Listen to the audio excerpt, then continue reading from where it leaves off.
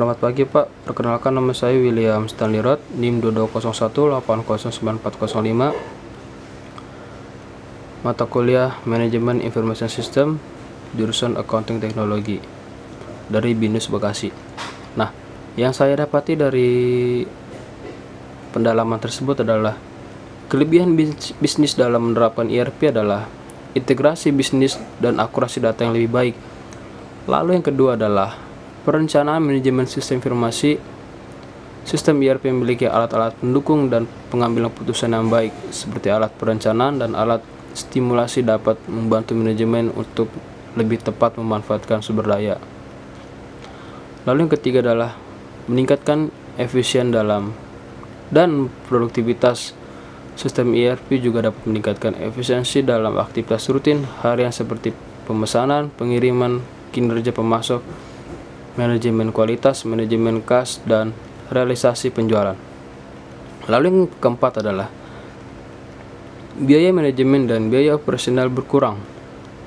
Nah, lalu juga terdapat kekurangan menerapkan ERP dalam bisnis. Adanya keterbatasan pemilihan pada perangkat lunak sistem ERP. Yang kedua adalah pada sistem ERP mempunyai harga yang sangat mahal.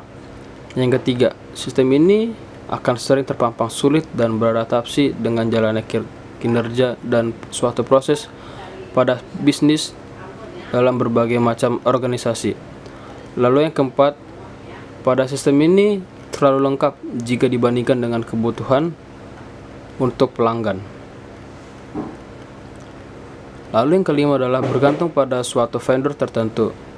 Yang keenam, perekayasan kembali pada proses suatu bisnis untuk penyesuaian data dengan industri yang telah diuraikan oleh sistem dan dapat mengakibatkan hilangnya keuntungan kompetitif.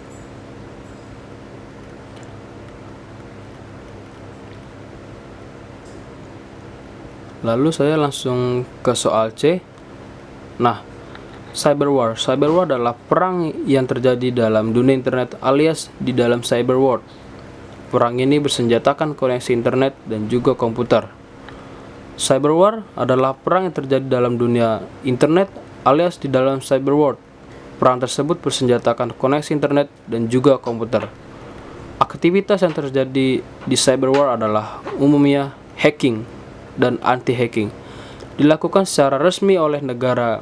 Tujuannya adalah untuk mencuri data dan melumpuhkan sistem dimiliki negara musuh. Lalu ada cyber teroris. Cyber teroris adalah suatu bentuk kegiatan terencana dengan termotivasi secara politis yang berupa serangan terhadap informasi, sistem informasi, program komputer, dan data sehingga mengakibatkan kerugian besar dan jatuhnya korban tak berdosa yang dilakukan oleh suatu kelompok, grup, atau perorangan. Cyber teroris sebenarnya terdiri dari ada dua aspek, yaitu cyber threat dan cyber teroris.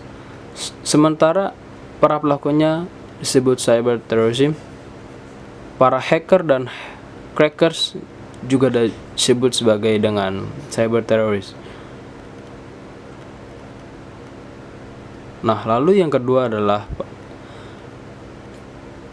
digolongkan karena mengeksploitasi dunia maya atau internet untuk kepentingan masing-masing.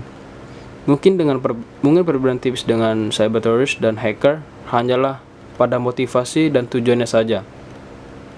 Di mana motivasi daripada cyber teroris adalah untuk kepentingan politik kelompok tertentu dan tujuan melibatkan eksistensi di panggung politik dunia.